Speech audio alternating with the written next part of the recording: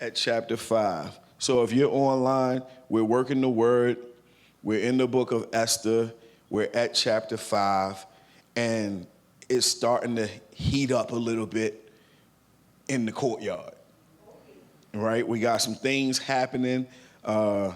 Esther is putting her uncle to work, telling him to get some stuff straight because there's a guy named Haman that has started to cause some trouble.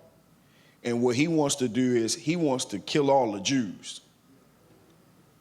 And Esther and Haman have decided that they need to try to put a stop to it somehow, some way. All right? And so we're at chapter 5. Everybody there? Yeah. All right, let's rock and roll, man. On the third day, Esther put on her royal robes and stood in the inner court of the palace in front of the king's hall. The king was sitting on his royal throne in the hall facing the entrance. When he saw Queen Esther standing in the court, he was pleased with her and held out to her the gold scepter that was in his hand. So Esther approached and touched the tip of the scepter. Remember last week while we were here, we were discussing the fact that Esther was kind of risking her life in the sense of going into the king's court without an invitation. And the king has to now extend the scepter to her that says that I'm allowing you to come in. And so we see that he is allowing her to come in. His invitation has been given to her. Verse 3 says, the king asks, "What is it, Queen Esther? What is your request? Even up to half the kingdom, it will be given to you." Man, look, you see how, look how quickly she walks in the door. She gets an invitation. Not only does she get an invitation, but now she done got up to half the kingdom. Some of us only get half when we get divorced. Right, some of us not even that. But look, she is just walking in the door and he sees her, gives her an invitation and says, "Whatever you want up to half the kingdom, you can have it." "If it pleases the king," replied Esther, "let the king, together with Haman, come today to a banquet I have prepared for him." "Bring Haman at once," the king said, "so that we may do what Esther asks." So the king and Haman went to the banquet Esther had prepared. As they were drinking wine, the king again asked Esther, "Now what is your petition?" "It will be given to you." "And what is your request?" "Even up to half the kingdom, it will be granted." That's the second time that he's guaranteed her half the kingdom. Esther replied, "My petition and my request is this: if the king regards me with favor, and if it pleases the king to grant my petition and fulfill my request, let the king and Haman come tomorrow to the banquet I will prepare for them. Then I will answer the king's question." Haman went out that day happy and in high spirits, but when he saw Mordecai at the king's gate and observed that he neither rose nor showed fear in his presence, he was filled with rage against Mordecai. Nevertheless, Haman restrained himself and went home. Calling together his friends and Zeresh, his wife, Haman boasted to them about his vast wealth, his many sons, and all the ways the king had honored him, and how he had elevated him above the other nobles and officials.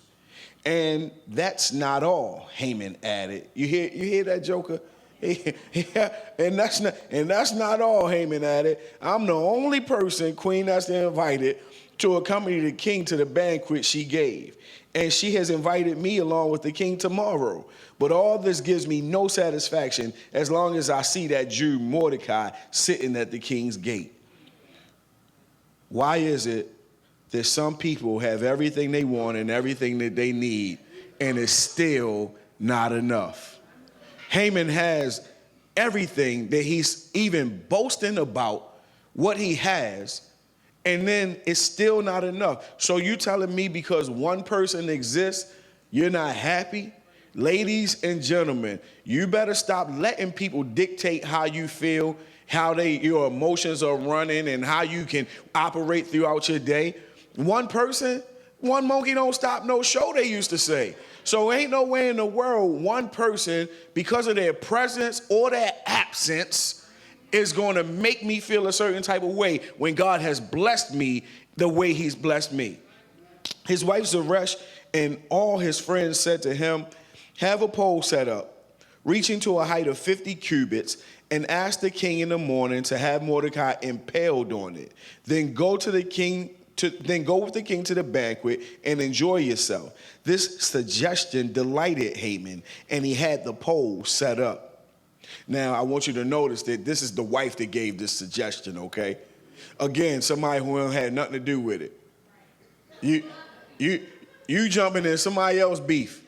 She don't got nothing to do with it. So remember, who we're connected to is always going to have a major role in what we do and how we act in our lives. Sometimes we hook up with the people who have some ill will towards other people. Then all of a sudden we done found ourselves in a turf war that we wasn't even involved in the first place. But sometimes if you would learn to hook up with the right people, then you could get an advantage in life, because people who hook up with the right people are connected to the right people already. Do you understand what I'm saying? Like the right person got to be connected to the right person for the right thing to happen in your life. You with me? All right. 6. That night, the king could not sleep. So he ordered the book of the Chronicles, the record of his reign, man,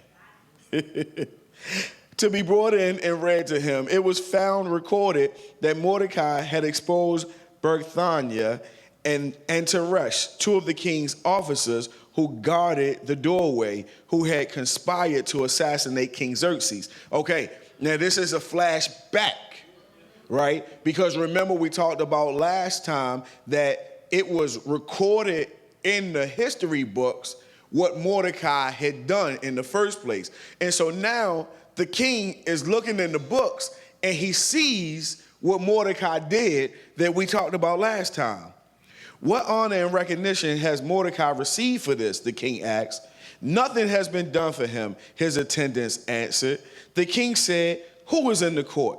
Now Haman had just entered the outer court of the palace to speak to the king about impaling Mordecai on the pole he had set up for him. Ooh-wee. Look. Y'all, can y'all see this? Like, it's like I'm watching a show right now. Like somebody walked into the room, said something to the king while one man coming in the backside of it. Like, you don't even know we in here getting things together, and before you leave, you're gonna be in trouble because you talking to the wrong folks. That's how I watch movies, y'all. I be in it, trying to figure out who did what, who said what. Looking at little facial expressions on the side, like, yo, did y'all see that? Because now we see Haman get ready to come in the room to ask the king to impale Mordecai. But the king is getting ready to give Mordecai some props, right? Because of what he did. So Haman thought to himself, who is there that the king would rather honor than me? So he answered the king. Did I skip one? Let me see, where we go? Oh, his attendants answered. We at 5. I'm sorry, y'all. I got excited. His attendants answered, Haman is standing in the court. Bring him in, the king ordered. When Haman entered, the king asked him, what should be done for the man the king delights to honor? Now, Haman thought to himself, who is there that the king would rather honor than me? So he answered the king, for the man who the king delights to honor, have him bring a royal robe the king has worn, and a horse the king has ridden, one with a royal crest placed on his head. Then let the robe and the horse be entrusted to one of the king's most noble princes. Let them robe the man the king delights to honor, and lead him on the horse through the city streets, proclaiming before him, this is what is done for the man that the king delights to honor.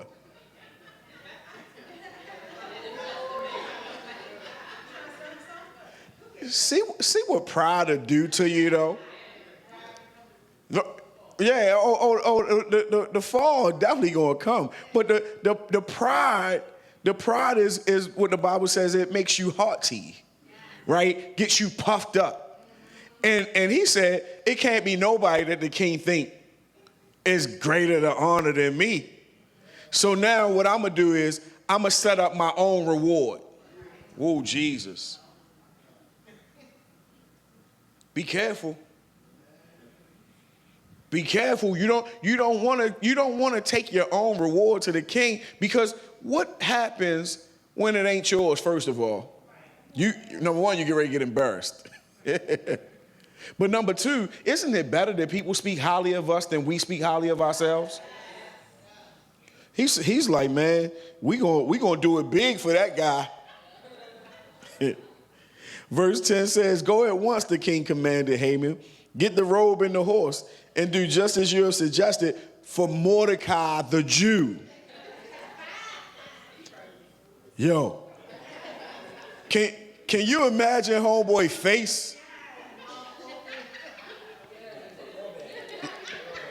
I mean, just to see the look on his face right now, I'm like, you got egg on your face. He says, do what you suggested for Mordecai the Jew, who sits at the king's gate. Do not neglect anything that you have recommended.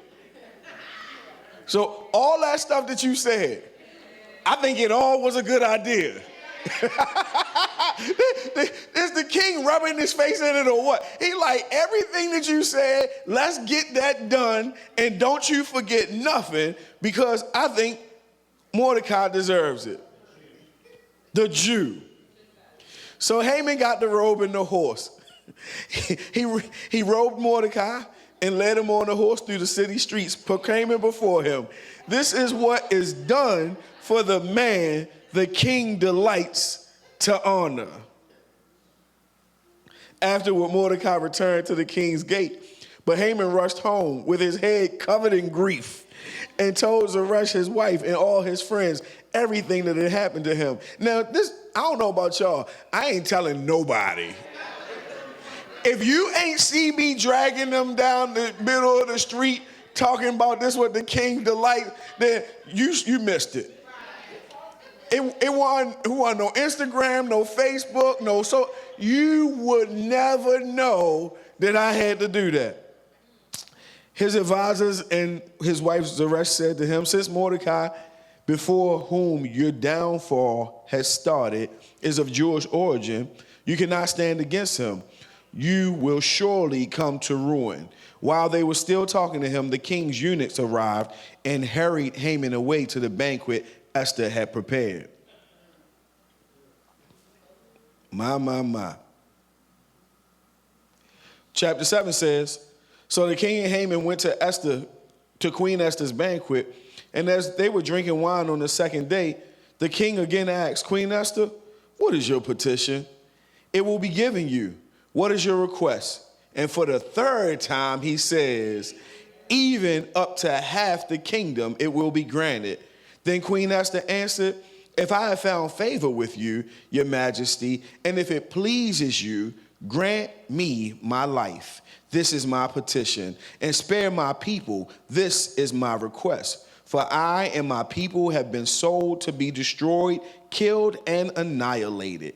If we had merely been sold as male and female slaves, I would have kept quiet, because no such distress would justify disturbing the king. King Xerxes asked Queen Esther, who is he? Where is he, the man who has dared to do such a thing? Esther said, an adversary and enemy, this vile Haman.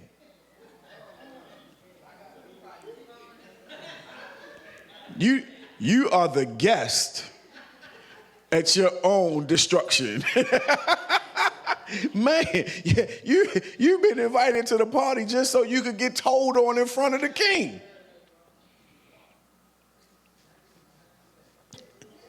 Then Haman was terrified before the king and queen. The king got up in rage, left his wine, and went out into the palace garden.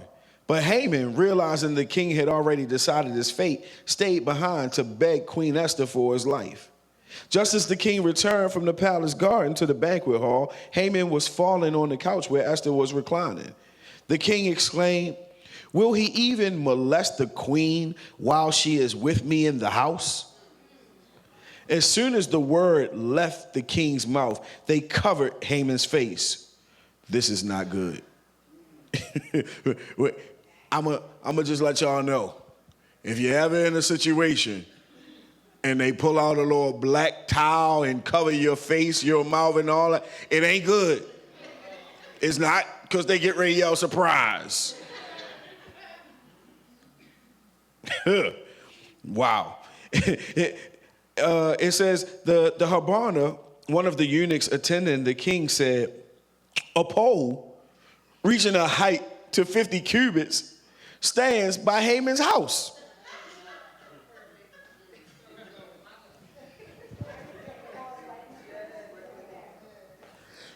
If this ain't a true story of the first becoming last and the last becoming first, I don't know what it is, because everything has literally switched places. Haman thought he was about to be robed and crowned and paraded down the street, and he was going to put Mordecai on a pole. But then Mordecai gets crowned and robed and paraded down the street. And then Haman is about to catch the pole that he set up for Mordecai. The king said, impale him on it. So they impaled Haman on the pole he had set up for Mordecai. Then the king's fury subsided. The king was better after that, y'all. After he got finished doing to Haman what Haman wanted to do to Mordecai, the king felt better. I want us to understand that God will always take care of our enemies. We get so caught up where we want to see what God does. But the reality is that it ain't none of your business. Don't worry about how he responds to people who treat you badly. You don't got to worry about that. All you need to do is keep living the life that he's called you to live, be in the position that he's called you to be in, and serve the one and true and living God, and God will fight your battles for you. And trust and believe, them enemies, them haters, they gonna get what they deserve. And the thing that you think of can't even compare to what God has already arranged for them to happen in their life. So don't worry about it. God's gonna do what he said he's gonna do. Chapter 8. The same day, King Xerxes gave Queen Esther the estate of Haman, the enemy of the Jews. And Mordecai came into the presence of the king, for Esther had told how he was related to her. The king took off his signet ring, which he had reclaimed from Haman. Oh, before y'all throw him on that pole, get that ring back from him. Golly. Yo, run me that, dog. We're not doing that. That's mine. He said he reclaimed that thing from Haman and presented it to Mordecai. And Esther appointed him over Haman's estate. Because ain't that what you do for your folks? She got blessed, and she said, I wouldn't even be here if it wasn't for you. And she blessed her uncle with the estate from the man who just tried to kill him. That's some good stuff right there. Esther again pleaded with the king, falling at his feet and weeping. She begged him to put an end to the evil plan of Haman, that Agagite, which he had devised against the Jews. Then the king extended the gold scepter to Esther, and she arose and stood before him. If it pleases the king, she said, and if he regards me with favor and thinks it is the right thing to do, and if he is pleased with me, let an order be written overruling the dispatches that Haman, son of Hammedatha, H-Town, the Agagite, devised and wrote to destroy the Jews and all the king's provinces. For how can I bear to see disaster fall on my people? How can I bear to see the destruction of my family? King Xerxes replied to Queen Esther and to Mordecai the Jew, because Haman attacked the Jews, I have given his estate to Esther, and they have impaled him on the pole he set up. Now write another decree in the king's name in behalf of the Jews as seems best to you, and seal it with the king's signet ring. For no document written in the king's name and sealed with his ring can be revoked. Now, the king just told Esther and Mordecai that he wrote them a blank check. He says, look, go ahead and write a letter that's coming from me, but it's really coming from you. So you put whatever you want to put in this letter, and I second that motion. I back you, and my signature is there, and you already got my ring, so just stamp it. He said, do whatever it is that you want to do, because sometimes you can get to a point where somebody trusts you that much that they don't even got to see what you write in the letter. You can get to a point where you are believed to have the favor of God on your life so much. Because this is the thing. The king understands at this point that there's a favor on the lives of both Esther and Mordecai. And because you got favor on your life, I don't even got to sit there and look over your work, because I know you already got favor. I know that whatever you put in there, you're going to be a man and a woman of integrity. Ooh, it's quiet. It's too quiet.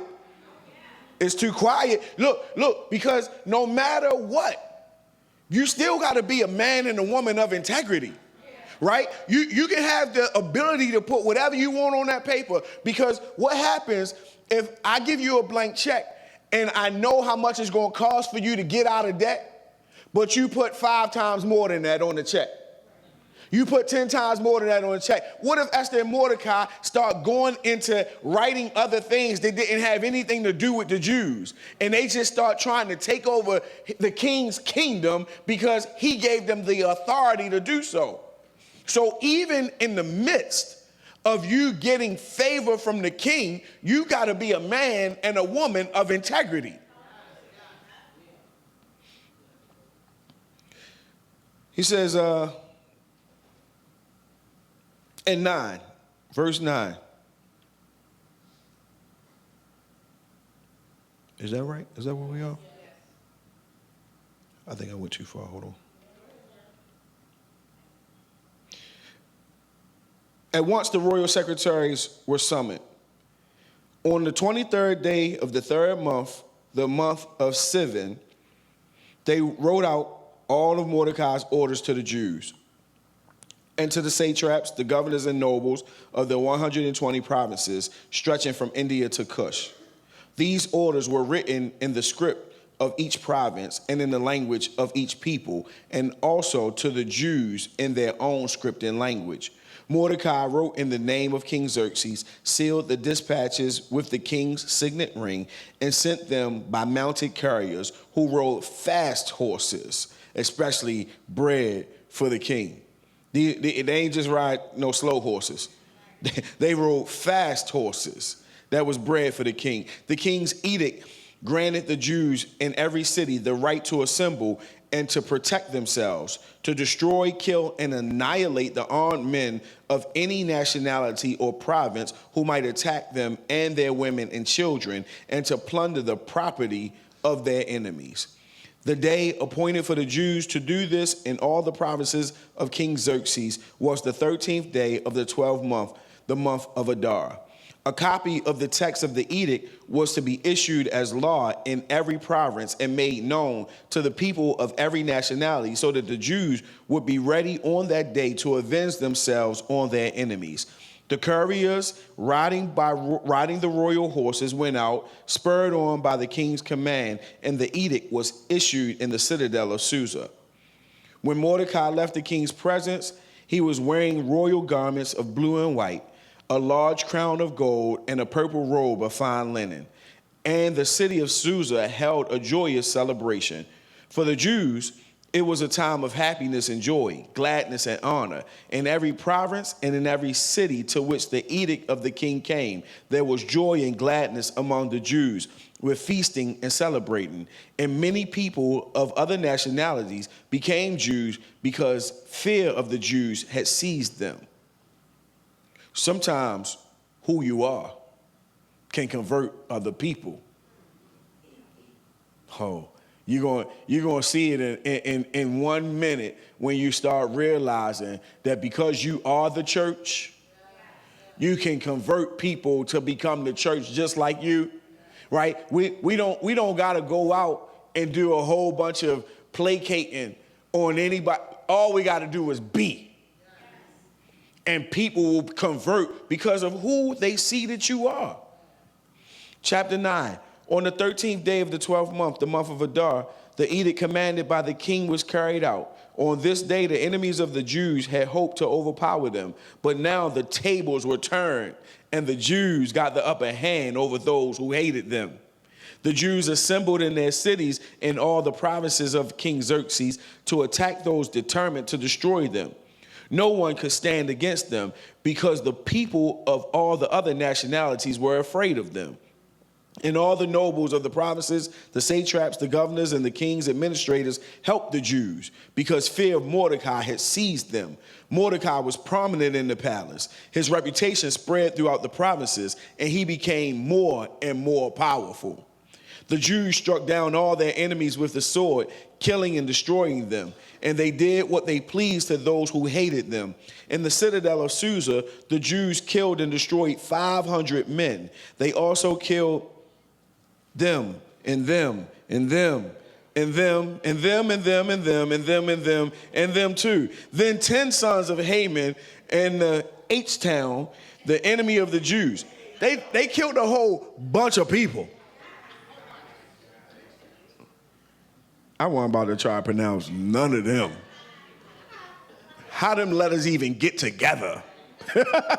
Look, but don't let names stop you from reading the Bible, y'all. You know how we do, like when we in Genesis, whoo, Jesus. We can't even make it out of Genesis because of all the names. Like, Lord, I'm tired of begetting. We done begot again. Let me close this thing on up till next time. No, don't let that discourage you from reading the word of God, right? Look, you see the name, give it a shot if you want to. If not, let's keep on rolling because there's more in the story for us to get and you don't want to miss it. The devil will use anything to distract us from getting through the word of God, right? Don't always look at it as it's only you. Look at it sometimes as the scheme of the enemy, because when he's seeing you close the Bible up because you couldn't pronounce a couple of words or couldn't pronounce a couple of names, he'll bring that thing back around to your mind and say, look, you know you don't want to do this. So just be careful, okay? Verse 11. The number of those killed in the citadel of Susa was reported to the king that same day. The king said to Queen Esther, the Jews have killed and destroyed 500 men and the 10 sons of Haman in the citadel of Susa. What have they done in the rest of the king's provinces? Now what is your petition? It will be given. What is your request? It will also be granted. He's still giving Esther stuff. This is what the favor of God looks like on your life. Right? When people think you had enough, God said, nope, I still got more.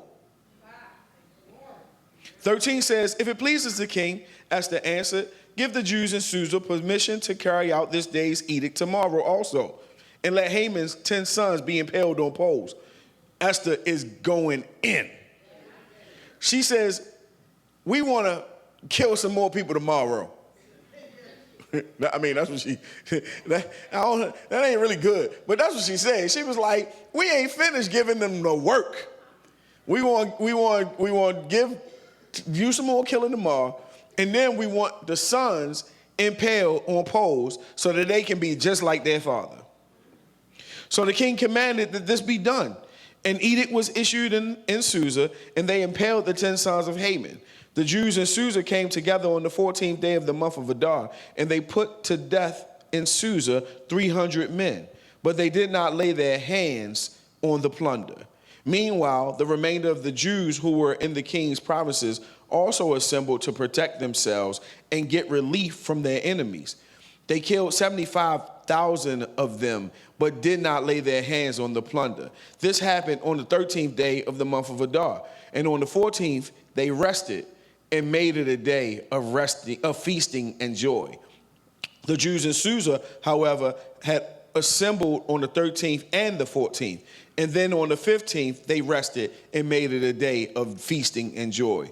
This is why rural Jews, those living in villages, observe the 14th of the month as Adar, the 14th of the month of Adar as a day of joy and feasting, a day for giving presents to each other.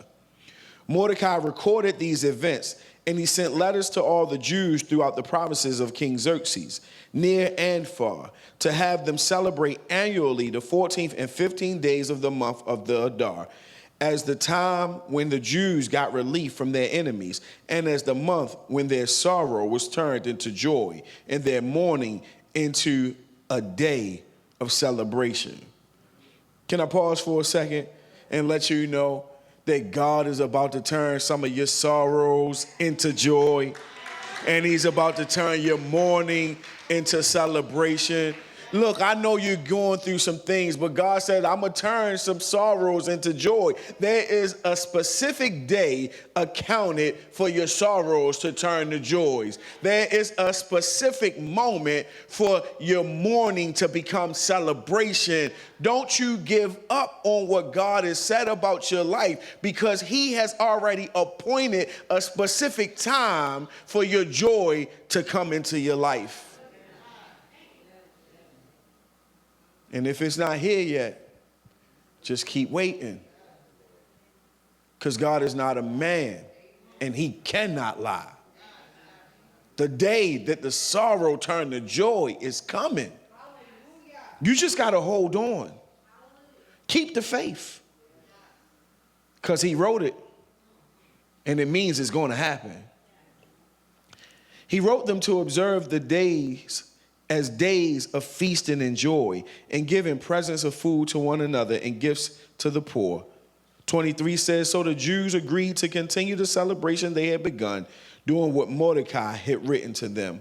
For Haman, son of H-Town, the Agagite, the enemy of all the Jews, had plotted against the Jews to destroy them, and had cast the pur, that is, the lot, for their ruin and their destruction. But when the plot came to the king's attention, he issued written orders that the evil scheme Haman had devised against the Jews should come back onto his own head, and that he and his sons should be impaled on poles. Therefore, these days were called the Purim, from the word pur, because of everything written in this letter, and because of what they had seen and what had happened to them. The Jews took it on themselves to establish the custom that they and their descendants and all who join them shall without fail observe these 2 days every year in the way prescribed and at the time appointed. These days should be remembered and observed in every generation by every family and in every province in every city. And these days of Purim should never fail to be celebrated by the Jews, nor should the memory of these days die out among their descendants. So Queen Esther, daughter of Abihail, along with Mordecai the Jew, wrote with full authority to confirm this second letter concerning Purim. And Mordecai sent letters to all the Jews in the 127 provinces of Xerxes' kingdom, words of goodwill and assurance to establish these days of Purim at their designated times, as Mordecai the Jew and Queen Esther had decreed for them, and as they had established for themselves and their descendants in regard to their times of fasting and lamentation. Esther's decree confirmed these regulations about Purim, and it was written down in the records. chapter 10. King Xerxes imposed tribute throughout the empire to its distant shores, and all his acts of power and might, together with a full account of the greatness of Mordecai, whom the king had promoted, are they not written in the book of annals of the kings of Media and Persia? Mordecai, the Jew, was second in rank to King Xerxes, preeminent among the Jews, and held in high esteem by his many fellow Jews, because he worked for the good of his people and spoke up for the welfare of all the Jews. Come on now. Look, y'all done finished your second whole book of the Bible. That is dope to me.